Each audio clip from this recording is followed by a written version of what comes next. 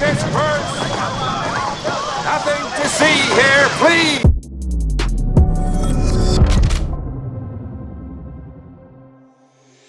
What's up, guys? Spenny. Here's what we know about Tyler Robinson. He was in a transgender relationship with his boyfriend that he was living with, and that he was a far radical extreme leftist that was into really creepy and degenerate and possibly illegal stuff, according to some of the leaks of, let's just say, his archives.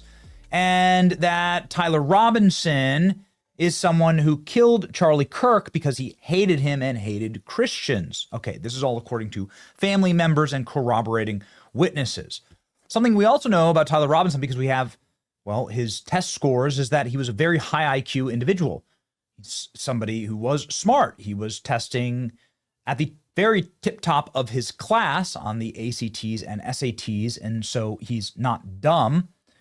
Somebody who got a full scholarship, in fact, to go to school before his crash out and most likely indoctrination.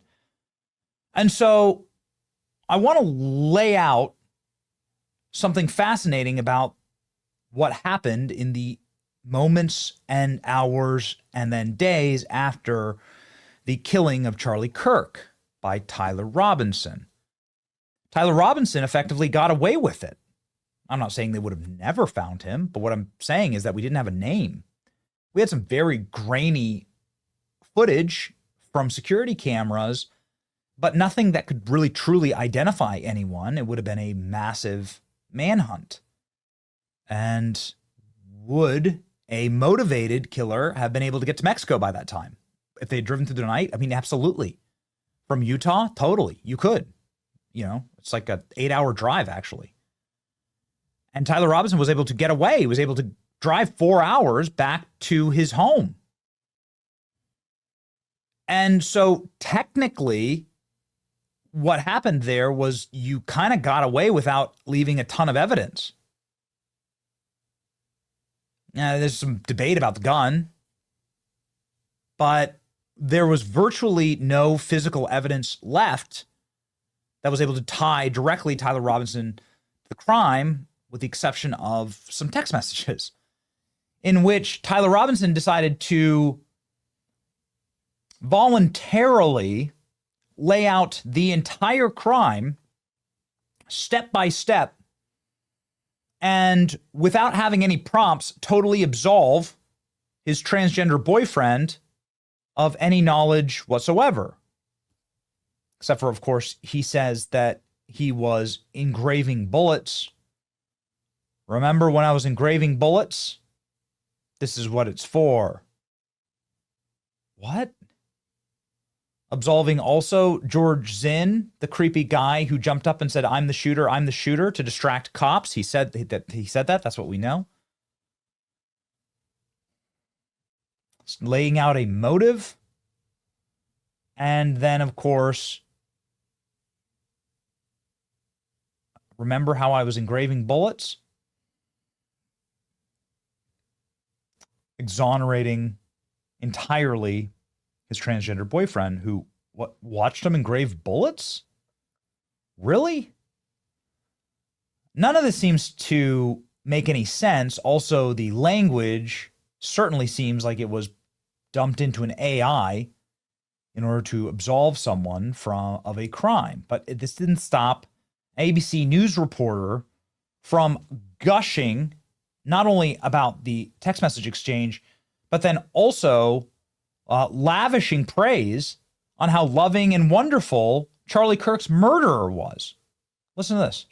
An alleged murder with such specific text messages about the alleged murder weapon, where it was hidden, how it was placed, what was on it, but also yes, it was very touching in a way that I think many of us didn't expect. A very intimate portrait into this relationship between the suspect's roommate and the suspect himself, with him repeatedly calling his roommate, who was transitioning, calling him my love, and I want to protect you, my love.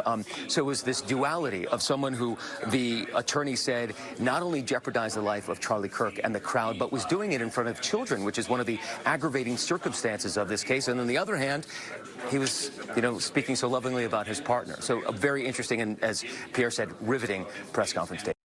Riveting. and sweet and lovely. The guy who just murdered the father of two, the devoted husband, in front of hundreds of millions of people watching, billions of people who've seen the footage, no doubt at this point, online. Yeah, he's just so loving. He's just such a sweet person. ABC News is such a piece of garbage. Such trash. ABC News gushing over the text, Charlie Kirk's killer and trans lover. It was touching in a way that we didn't expect, speaking so lovingly. Totally and completely deranged. Not to mention that the text just, I don't know, man, it just doesn't seem to make much sense. No 22-year-old text like this. It's like using language that no 22-year-old would ever use.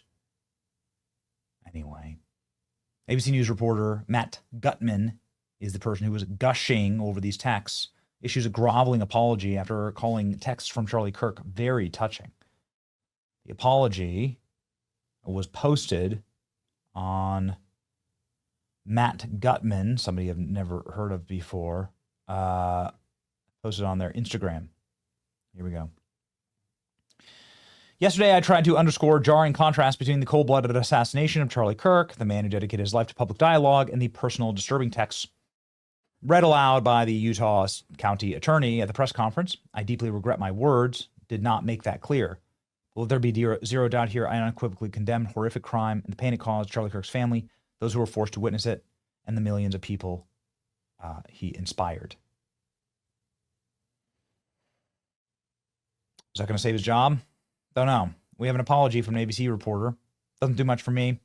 I wasn't offended by what he said, just shocked at how stupid he was. His job is to understand the events and honestly tell you what's important and not to slobber all over the murderer and his transgender boyfriend. Completely unacceptable. ABC reporter gushes about the intimacy the murderer's text with trans boyfriend. Just disgusting. Should lose his job. ABC should lose their broadcast license. Yeah. The entire internet is pretty upset about this. Does the apology make it better for you? Is it better that it's very touching and loving? Goodness. Very touching. That's how ABC News reporter described the text messages with the transgender partner that he was, I mean, what he admits in the text messages is that he just cold-blooded, straight up murdered Charlie Kirk. If you are to believe that the text messages are not something that was scripted in order to absolve the transgender partner, who needs to, by the way, be arrested and fully investigated, in my opinion. There's enough suspicion there. Like, listen, the text messages themselves say, you watched me engraving bullets. You knew about this. You potentially destroyed evidence, by the way, which is what an attorney on Fox News said, that the transgender boyfriend, even if everything is true and the text messages aren't staged, that the destruction of evidence, like you destroyed the notes that he left you and stuff, he told you to delete things, like that alone is enough to charge you. But what about the roommate?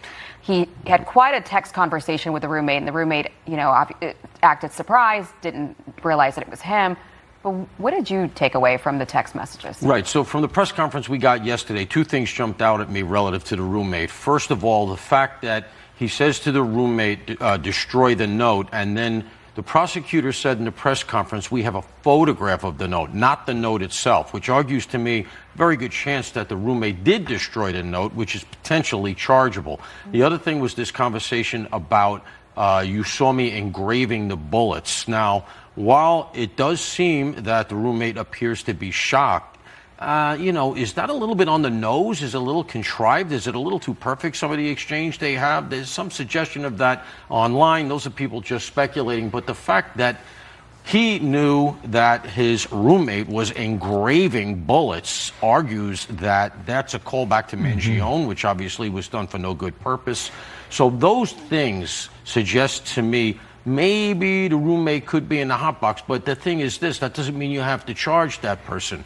And in fact, it seems like the investigators have the roommate working for them. They got that person right where they want them, and they want to keep them that way because you can do all the forensics in the world, computers, phones, surveillance, all of that stuff. To have somebody who was living with the accused For an investigator, that's gold. Yeah. So I don't know, man. I really hope the authorities bring everyone in, every person that he ever texted or DM'd. I hope that everybody is seen. And I've talked to the FBI. They tell me that this is a wide net and that they have just begun their investigation looking into all of this. The murderer's text messages are very touching. The next dumbest clip, Montel Williams says Charlie Kirk's assassin was a love-torn child, motivated by emotions. And then he blames Charlie for his own murder. I'll leave you this clip in the comment section. I mean, this is just, there's no other way to describe it. I'm so sick of seeing this, whether it's Jimmy Kimmel, Montel Williams, the ABC News reporter. Everyone's blaming Charlie for his own bloody assassination. This is what we're fighting. This is what we're fighting against. It's completely sick. These people are completely sick. Here you go. Talking about a love-torn child, a kid. This is probably his first real relationship, and somebody was disparaging the person that he loved. He sat on that building for 30 minutes before he took the shot. Why did he wait until the first word trans came up? Then he took the shot. You think he heard it? He could hear it? I think he could hear it. I think he also, I don't believe he was motivated politically. I think this was motivated emotionally. Guys, the evidence here is overwhelming. He said, Charlie Kirk, I can't stand this hate anymore. I'm going to take him out. The testimony from him and the statements of his family, he had become more left-wing. He etched the statements that are made by the left about Republicans and conservatives and Charlie Kirk fascist on the bullet casings. He made a joke about it in his last text. Well, it doesn't sound like a joke to me because someone's dead and about to be buried. Well, so it doesn't sound like a joke to me. So I'm just telling you, there was an effort all weekend long on the left to try to make this guy sound like he was a conservative. That failed. That was passed around all over the weekend. That has now failed. The evidence has now come out. He was motivated by hate. He was motivated by left-wing radicalism. He got mixed up with some trans ideology in his life. We'll learn more about that, I'm sure, when more evidence and testimony comes out. We are looking around the edges of this for something other than what's staring us in the face. Left-wing radicalism got this kid. He went up to a roof and he murdered our friend, and that's what happened.